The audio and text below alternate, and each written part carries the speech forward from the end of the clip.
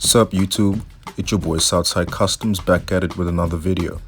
And today we got the Swarovski Pure Platinum SB Dunk Low Custom. I decided to make this custom because when I first saw this on some of the reviews, I really liked the shoe, but there was one problem.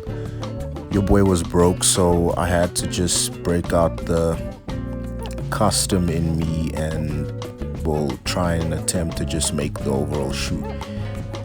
You guys just let me know what you guys think about the shoe, and without any further ado, let's get into this video.